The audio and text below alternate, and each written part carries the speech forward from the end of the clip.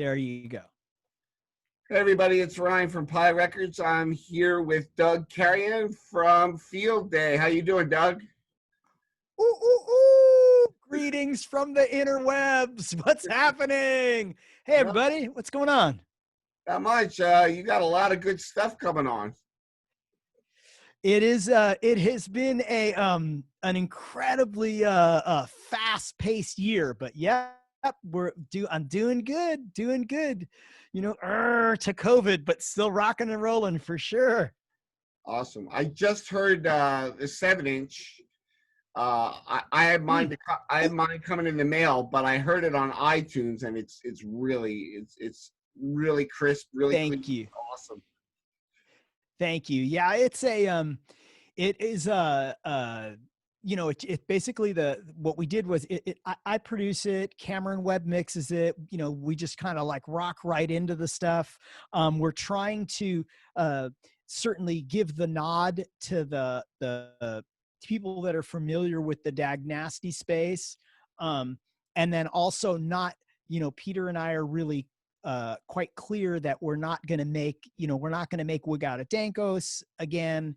So we're trying to just kind of push ourselves too. And that's kind of what that's kind of like what it's all about, is just, you know, trying to put new music out there, and just lean into it. And so it's kind of cool that the 7-inch, I was telling the listeners earlier today, I had to push our call back an hour because I just found out that we're #1 on the German charts there. So Cortex has their own charts, blah, blah, blah, blah, blah. And so the 7-inch is doing relatively well in the vinyl space. And I'm kind of like old school guy. So for me, when somebody says, you know, your 7-inch sold 1,000 or 1,500 or whatever, I'm like, is that good? Like, are you sure? Like, that seems like such a low number. But according to today's standards, that's like,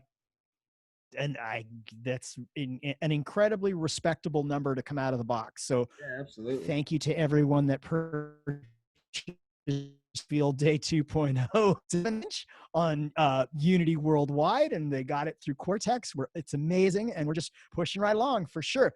That's it. That's that. That's awesome. So let's rewind a little bit and talk about how you got to Field Day. First, you had the Descendents. How did you wind up in the Descendents camp? Oh, how did I wind up in the Descendents camp? Well, yeah. the very broad strokes is that I grew up in Hermosa Beach, California. Okay. Descendents were like the local band that played in, that were like the local high school band, I guess you could say. So those guys are a couple years older than me. I had some classes with Bill, so I kind of knew him that way. There was a punk club called The Barn, which was in Torrance, which is about maybe 3 miles from my house, so in Hermosa. And so I would go see the Descendents play when they would play, like, I don't know, they'd play with Fear or whatever at The Barn. And so I got to see him a few times. And this is even like pre-Milo Goes to College, like before that. And then long story long, Bill, it just so happened, was friends. I was in this other band, and Bill was friends with the drummer in the other band, and the conversation had come up about hold on a second, speaking of Descendents, look at this. Descendants mug, the only one, the Doug mug right there. so Bill reached out to me, and he was like, hey, I'm going to reboot Descendants. Tony can't do it because he's got work obligations. Do you want to do it? And that kind of started that, like that, you know, just kind of just happened, like, oh, okay, cool. And we just started jamming, and away. Descendants was right at the process of finishing. They were mixing I Don't Want to Grow Up. So they're like in the studio doing Grow Up, and they're like, oh shoot, we can't, like, we need a bass player, and Tony can't do it. So tour. So that I came in like that. Awesome. That's, yeah. But now I saw filmage, and they really didn't get to expand like you just did on you're a part of it, but you had a lot to do with the sound on Enjoy. Yeah, sure. That's of course. In fact, one of the things that had come up the other day was that, yeah, I play a funny way. I have my own style of playing bass, but compared to, let's say, Carl, whom I love and is a great bass player and great songwriter, and plays a little bit more with more notes and a little bit more squirrely, and Tony, who I love and is a great songwriter and a great bass player, and he plays a little bit more notey. And I view the bass parts a little bit more like a punk version of The Cure or the Ramones or something very, very straight, very, very straight. That's how my ear hears it. Not right, not wrong. And so songs like, let's say, Sour Grapes, for example, where I wrote Sour Grapes, the music part of it. Milo wrote the words, I wrote the music, Bill Hupp put the arrangement. That's you could hear how it's not Suburban Home. It's very, very straight in the playing. It's very, Cure, minimalism, Joy Division esque, super straight ahead. Ramones, very Ramones, just straight, and Yeah. that's it. So that's what I brought to the table. And I think the documentary was fantastic and Oh fun, yeah. and the filmage is great. It's a great piece of work. It's an important band, and it's almost like being on the Yankees or something, being an alumni of like the Yankees, where it's like, you're part of a certain machine that's been rolling, and it's great what they're doing now. And that like I said, is it's great that they, it's great. And we're still I still communicate with them, and I still communicate with them. I probably talk to Bill. We do emails and stuff like that, probably, maybe every 3 months or so, 2 months, 3 months, we're back and forth. Something's come up, blah, blah, blah, blah. We want to talk things.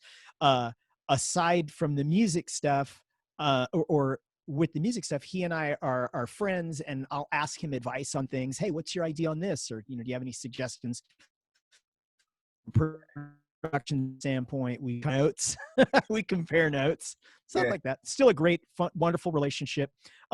In fact, we were supposed to come to New Jersey, and the show got torpedoed because of the COVID thing. But when we were going to be in New Jersey, you know, Milo and I were talking, and he's like, "Hey, dude, do you think Peter would let me sing safe?" I'm like, "Absolutely! Like, come on Wow. over."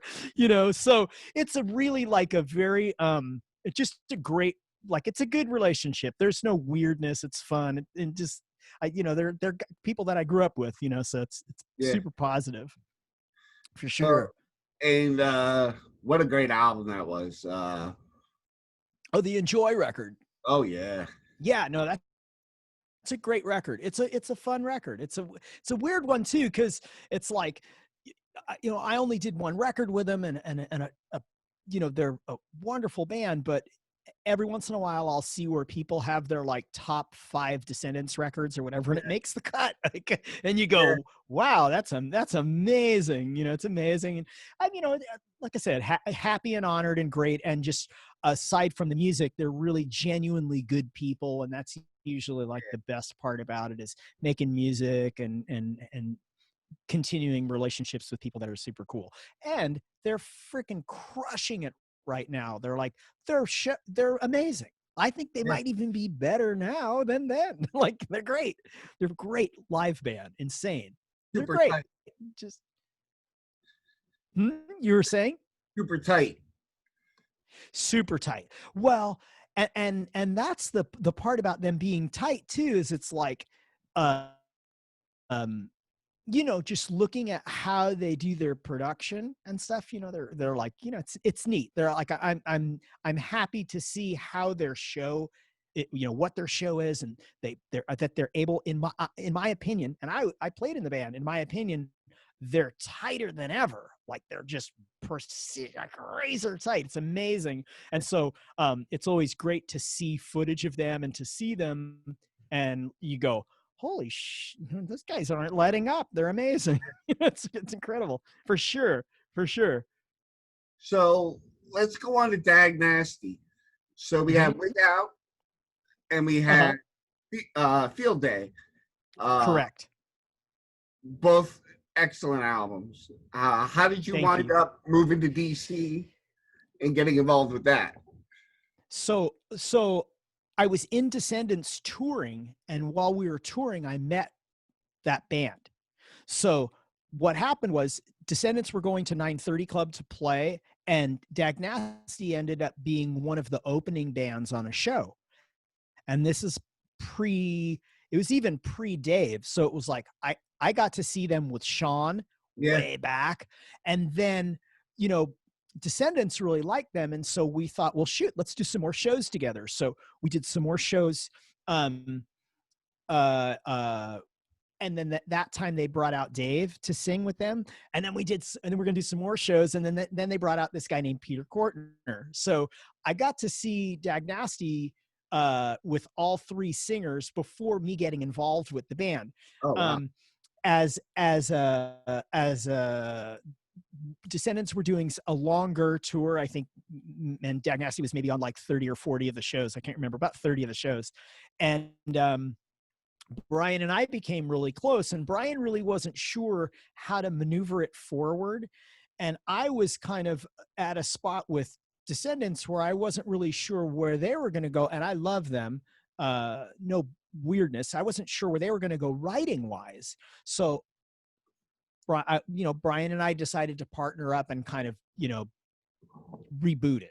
There you go. And I he put it on pause, and then I kind of joined when it was rebooted, and then we did a bunch of writing, which are the songs that became We Got It Dankos.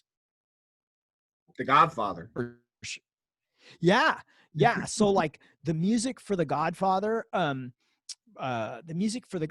was written basically in the basement of the Hermosa Beach house where I grew up. So a lot of people that are Dag Nasty fans, of course, Brian's from DC, and everybody thinks, well, of course they're at DC, but believe it or not, he was kind of on hiatus from DC, and most of the lion's share of the record was actually written Oh. in Hermosa Beach in Southern California. A lot of people don't know that. It's kind of interesting. True, Dag Nasty trivia people. So then there's Field Day. What Right. have you been doing since Field Day, and how have you been working towards that, and how did it happen?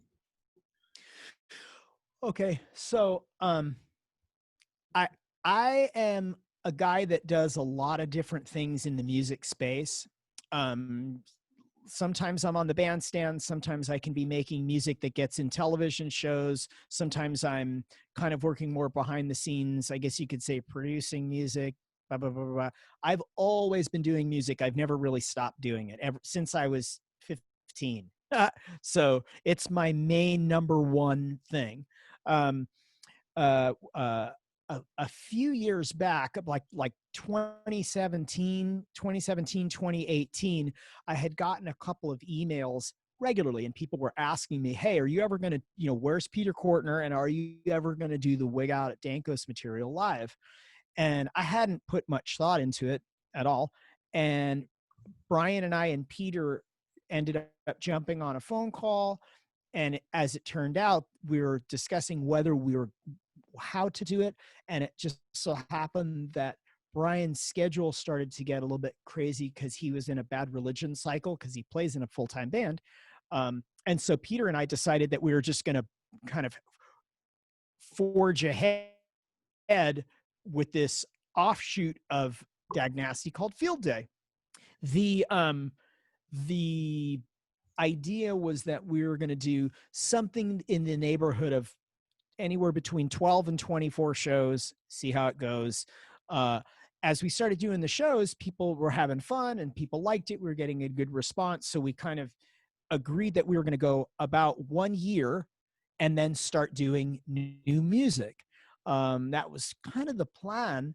And so now where we are is next month, July 12th, will be Field Day's 1 year anniversary. So we're actually 1 year old, which is amazing, but which is kind of crazy I know. And in of stuff done. So that's kind of how it came about, was just, Peter and I discussing, music be a good way with technology. Um, it says, is my internet getting weird, or is yours getting weird? Or My, it's working okay? uh, Okay, yours was. you were freezing up a little bit there. Okay, maybe it was my internet. I apologize. So anyway, that's kind of the long and the short of it is just that we got to a spot where Peter and I just started to.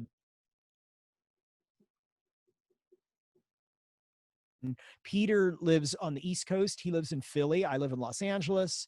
And we just kind of make the bi-coastal, believe it or not, just as busy as ever, as Yeah. busy as ever behind the scenes.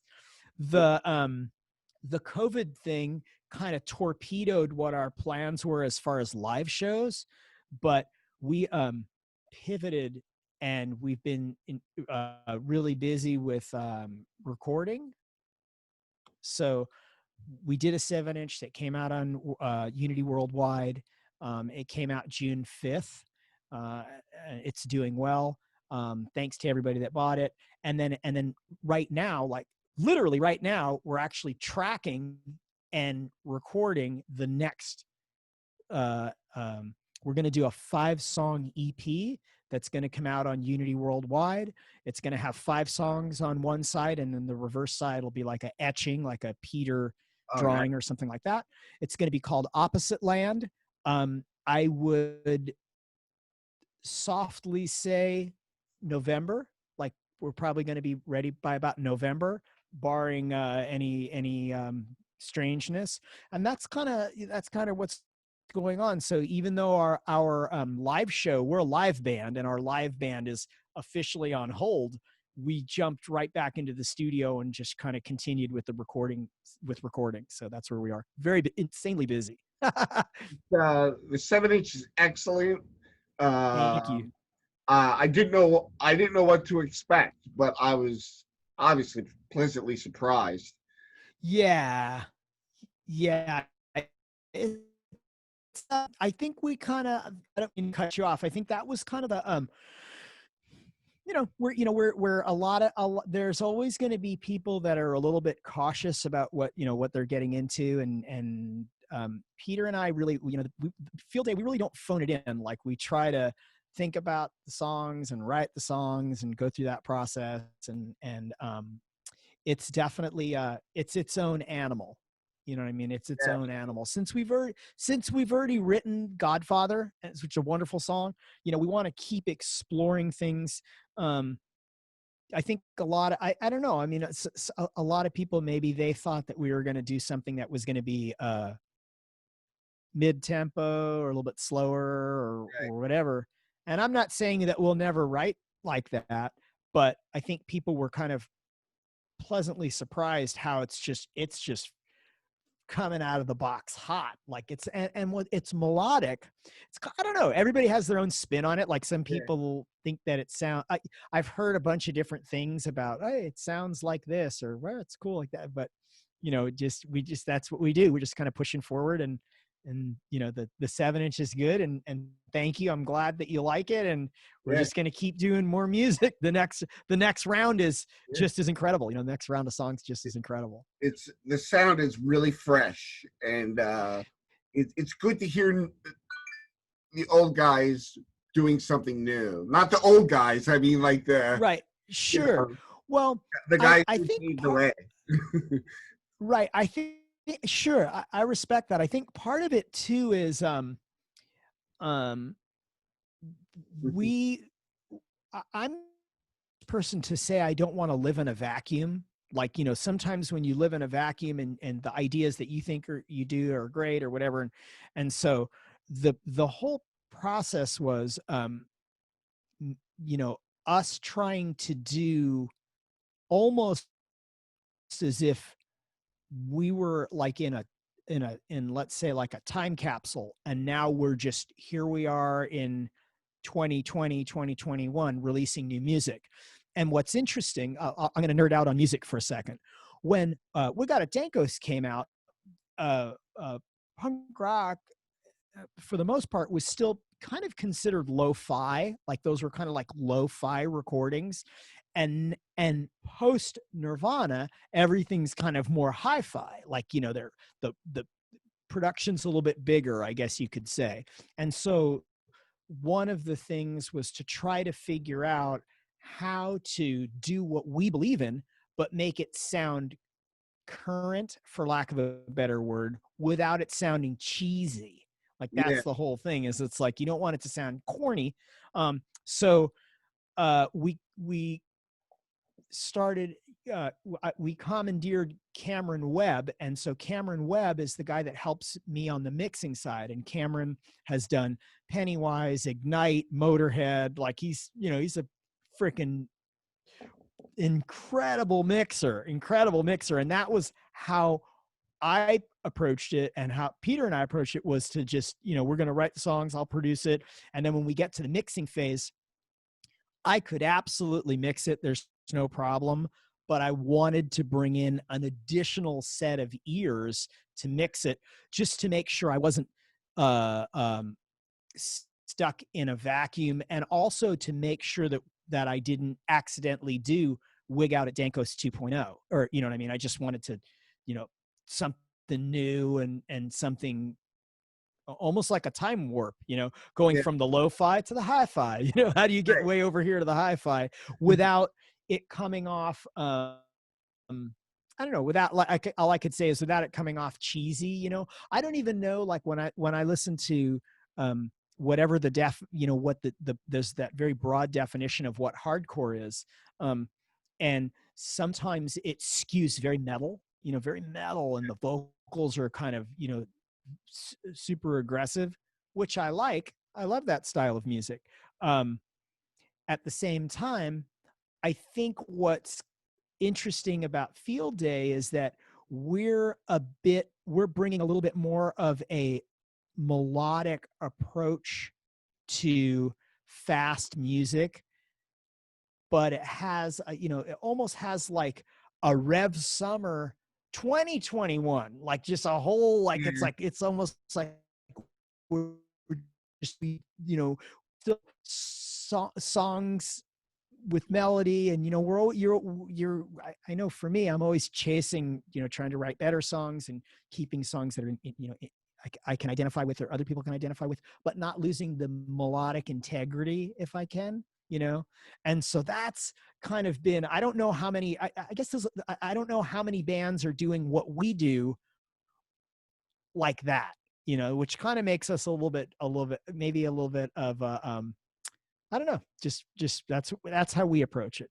I've gotten some pretty amazing compliments where people are like, dude, sounds just like 7 Seconds, or, like New Wind or something. And you go, wow, that's so badass. Cause I love 7 Seconds, and Yeah. I love Kevin, and I love the band. And even though we don't sound anything like it, I hear when somebody says that, I hear what they're saying. You go, oh Yeah. yeah, fast, but it's got the melodic thing, Yeah. like Yeah. that. Absolutely. So Yeah. what I do want to ask is, so it's Mhm. you and Peter, but Mhm, mhm. who else is in the band touring and recording? Okay, so on drums, I'll go this way. On drums is a guy from Southern California named Kevin Avery. And Kevin Avery, I was introduced, I found him through through the Locust, and through Epicac, and that whole space. There were some mutual friends, and I was looking for a drummer, and Kevin is like, he's just a freaking monster of a drummer, but he comes from that really weird, like, math metal, the Locusts, like that crazy shit, crazy music. So that's where he came from. And then Shay, hold on one sec. And then Shay, guitar player, is from Vegas, and he played in Tomorrow's Gone, Curl Up and Die. So he has a hardcore background, but Yeah. he's like a shredder.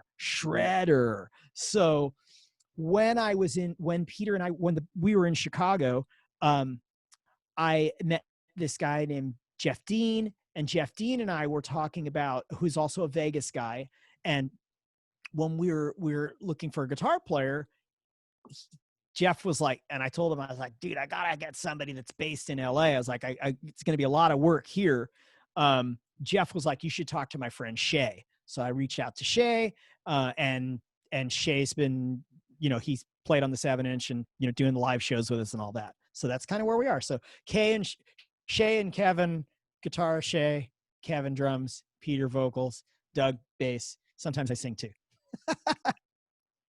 So when you were playing out, I remember you primarily setting out to do wig out songs and field day songs in your set.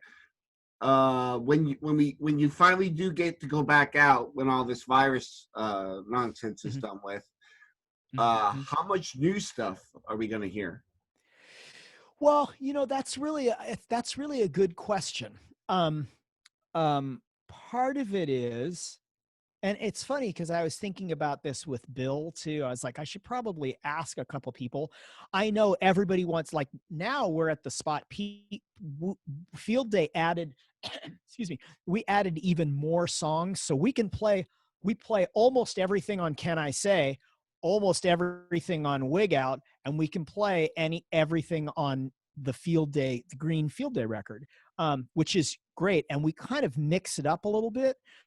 I'm not sure how many songs of the new stuff, but we're going to have to figure out a way where we incorporate it into the new thing, where it's like, I know everybody's going to want to hear Never Go Back. They're going to want to hear Safe. They're going to want to hear those songs. We love those songs too, but at the same time, we also want to play new stuff too. So maybe I don't know what the professional ratio is. Is it like for every 5 songs, bring in a new one? For every 5 songs, bring in a new one. That's I remember Greg Hetson telling me, what's the words that people don't want to hear from the stage? Here's a new song. The fans never want to hear a new song. So I don't freaking know. I don't have the answer. But it's like, the new stuff for too, and try to incorporate it and make a blend of everything so everybody's happy. I think the kids are gonna go off when they hear the new stuff. Definitely the new stuff, yeah, because I see that's what's so funny is a year ago I knew that if we didn't really put our head down and lean into new music, we were going to be like a band that just does the old set. And that's what they're going to do. They're going to play the old set for 30 years, blah, blah, blah, blah, blah. And Peter and I were really like very focused on it. It's like, that's awesome. Don't get me wrong. Like, we love those songs, but we want to write new songs. Yeah. So like, again, like I want to play all ages show every time we play. I love all those songs, but I also want to start bringing in the new material too. So we're just going to have to find a balance, but for sure, the whole idea from the jump was we were going to do new music. Like we weren't going to just keep playing the old songs forever. We'll start, I don't know, weed some of them out. That's really hard. Like, look at a band like Descendents, where it's like they have just this gigantic catalog of great songs, and it's like they have to play My Age, they have to play Hope. Like, how are you gonna not play those songs? They got to play Suburban Home. So I don't know. I don't freaking know. Whatever.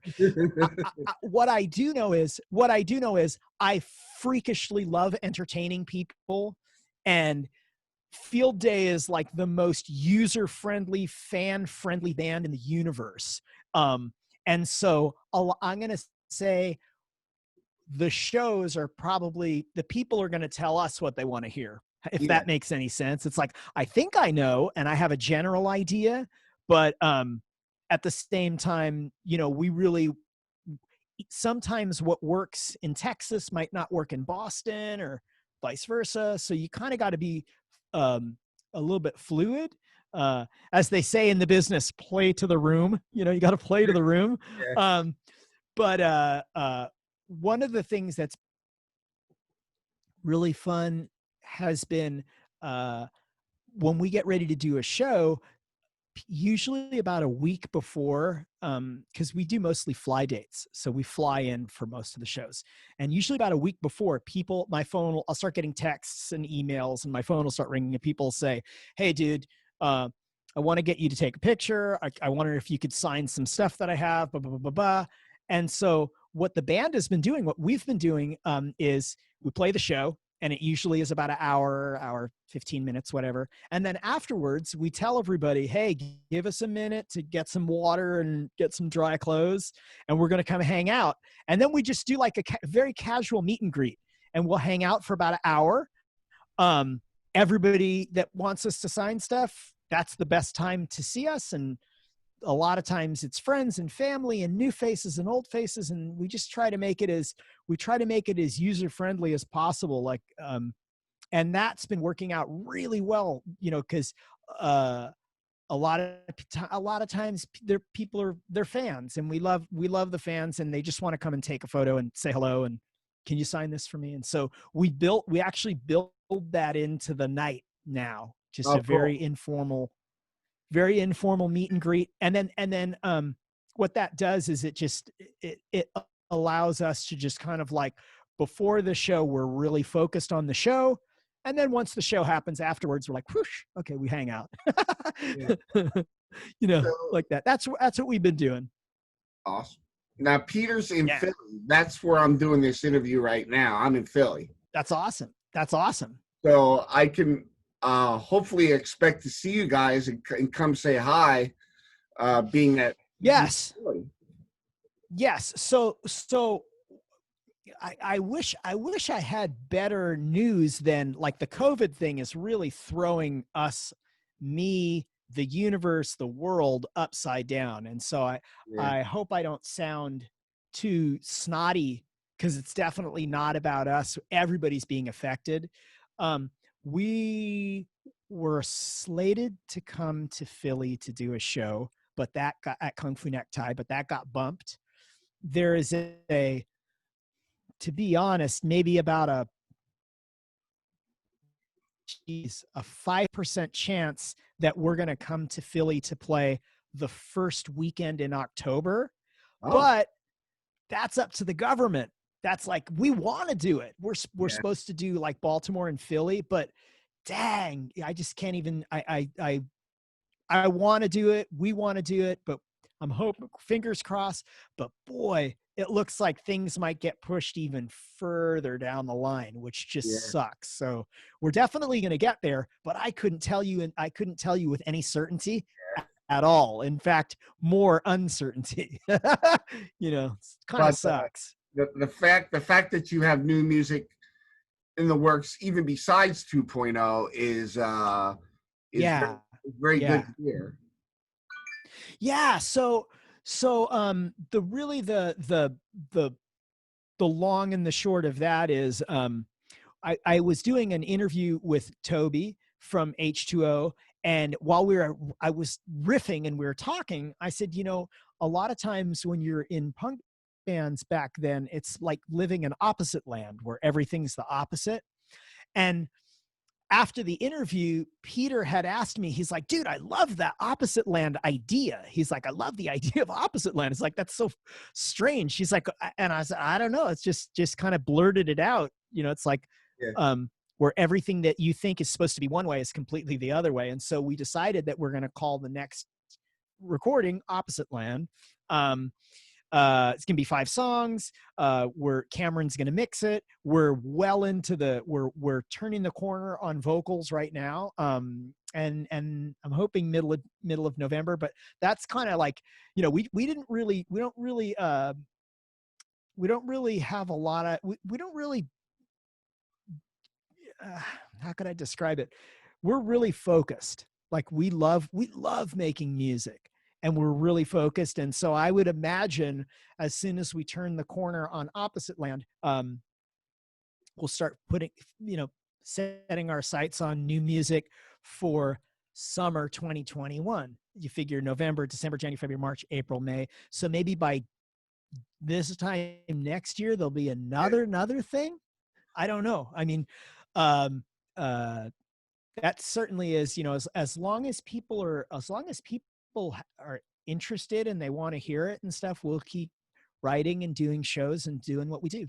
We love what we do. And that's kind of it. There's never really like an issue as far as like writer's block or anything like that. It's like we have a way that we write and record, and we just want to keep.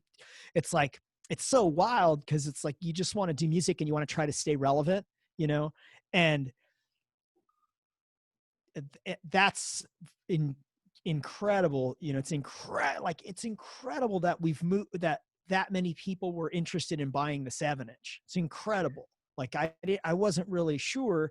In fact, today I learned that we were going to do an additional pressing. So it's like they're going to go back and they've sold through what their initial thing is. So it's kind of incredible. And we're just going to keep going. But really the big thing is like trying to do music that you think is good and it's respectful to the history, but you're also trying to not repeat yourself and forge forward, trying to stay relevant in some way. So a lot of times, it's trying to navigate that, I mean, like that. And so we're incredibly like the motto in the band is be humble and don't suck. And so we're incredibly humble. Like we're not cocky and we don't take anything for granted. We're incredibly gracious and humble when people come out. That's why we do the meet and greets, because we're like, shit, these guys want to spend a Saturday hanging out with us. That's awesome. Like, of course we're going to come hang out. So we approach it in a very fan friendly way. And we're really just humbled that people are interested with such a gigantic gap between where we left off in whatever 1988 and where we are now. It's bizarre. It's just bizarre. But the live show is insane, and we're doing what we had set out to do as far as the music. We're doing what we said we were going to do. I think the live show is interesting because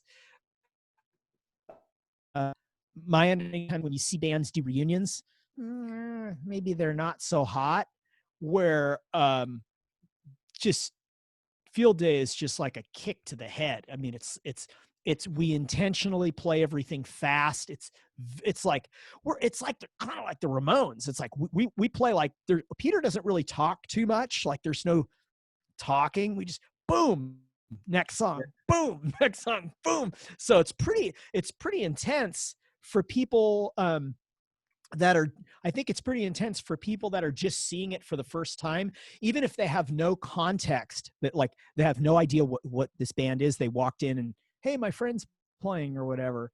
Damn, the band's just super on point. Like it's fun to see. And there's also like, we've done, there's some pretty, there's a recording that came out when we were in Sacramento, and I can't think of it. I can't think of what the link is, but it'll come to me in a little bit and I'll just blurt it out. But it's a Sacramento. It's like a Sacramento music archive guy came and did like a 3-camera, 4-camera shoot of the band when we played at the top part of the year. And if people aren't sure, they can see the video and you go, oh shit, that's what those guys do. Like, wow, they're not fooling around. It's kind of cool. We definitely are not gonna, we definitely do not phone it in. There's no place in the equation for phoning it in. Where could people see that video? I'll send you a link after, and maybe you can post it in your thing. Is that cool? But I want to say it's like Sacramento Music Archives, something like that.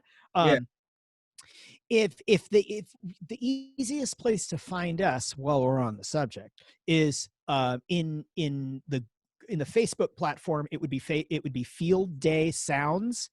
You could It's very easy. On Instagram, Field Day Sounds, just like it is, and you'll see the little Peppa squiggle. You go, oh shoot, there they are. And I think a couple of weeks back, I had sent a post of that show, and I had said, like, in the liner notes, I was like, hey, here's where this show is if you want to see, because again, sometimes they can't get to Sacramento to see the band or whatever, Yeah. and it's a good way for people kind of to check it out. I have been on the subject of shows. I've also been kind of tripped out by the people that fly in to see us. That has been amazing too, where we did a show in Southern California, and somebody had flown in from Brazil for it. Somebody had flown. We've had some people fly in from Germany for shows, Japan, people from Florida flying into the West Coast to see shows. We were recently in Sacramento, and some guys had flown in from Kansas City in Canada. So that's kind of a trip too, is that people are kind of like tripped out. They're like, whoa, I don't know if I'm ever going to get to see this band again. So I'm going to go fly and go see them play, which is usually kind of mind boggling, Yeah. coming from the days where you just did shows and it was usually local people that came to the punk show. It's a small, you're playing a VFW hall or some small venue. But that's really amazing when we do shows and people fly in for shows. That's mind boggling, but that's what it is. So I kind of feel like an obligation to do a good show. Don't suck. Be humble. Don't suck. For sure. One last thing I want to ask is, how do you guys collaborate and write the new material? Do you want the long version or the short version of that? Give me the long version.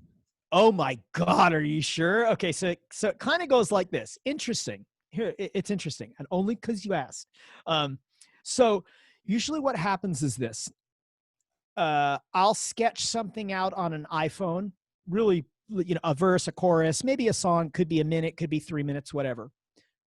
Then Peter sends me lyrics. Okay. What I'll do is I'll jamming this guitar part, and then I'll look it over a couple of his lyrics, and I'll be like, oh, I think that one might fit with this, and I'll sing it. At home, I'll do a really very, very rough demo. So it'll be me singing a verse of Peter's lyrics and a chorus of Peter's lyrics, and I send it to him. And then Peter, because we have the internet, and then Peter will listen to it and he'll be like, I like where you're going. Let's do a redo on the words, blah, blah, blah, blah, blah. And we kind of start that way. Then once I've done a verse and a chorus, and we kind of know where we're going lyrically and what the song's basically about, melodically where we're going, then I do a very extensive demo. And the demo is like really extensive, where it sounds almost like a record. It's like really, and Peter and I will go back and forth, back and forth, back and forth, back and forth a bunch. One of the things that we did over the last few months is we were able to get Peter an Apogee 1.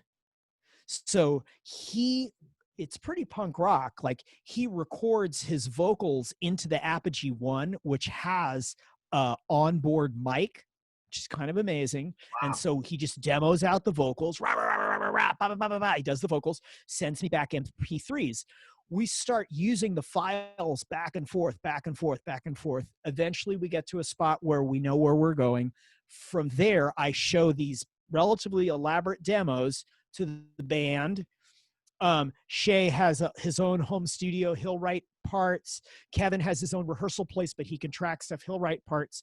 And I kind of show everybody. Then we go to track. And then when we track, I told you it was a long one. We track. It's just like a regular rock band. We track. It's noisy. It's loud. From there, we bring we track here in Los Angeles in the Valley in Van Nuys, to be specific, at a place called Pawn Shop Studios with my friend Patrick.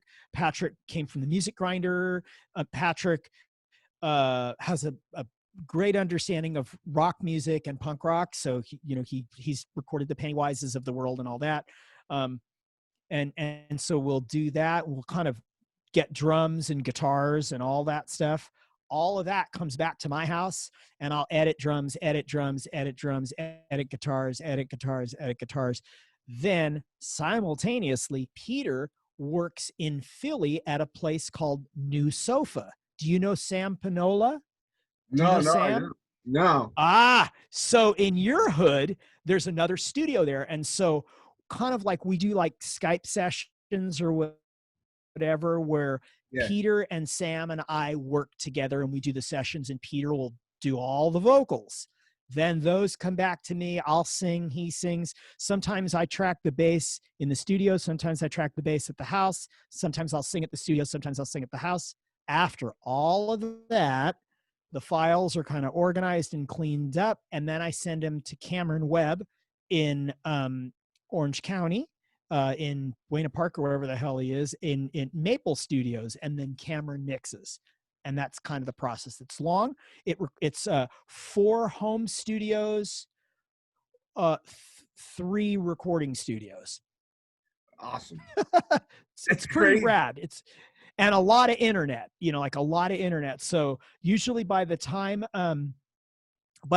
we start getting, after we're just about to get to Cameron, I've lived with the songs many weeks, like back and forth and refining and changing and tweaking. So it's like anything, I know I have a general idea of how bands record, and that's how we do it. We use technology to our advantage, and Peter being on a different coast to our advantage. But Peter and I talk on the phone probably every day, every other day. So we're always like, just like this, like I'm talking to you, we're working out of, I'll grab a guitar and I'll sing, "Hey dude, is this working? Is this working?"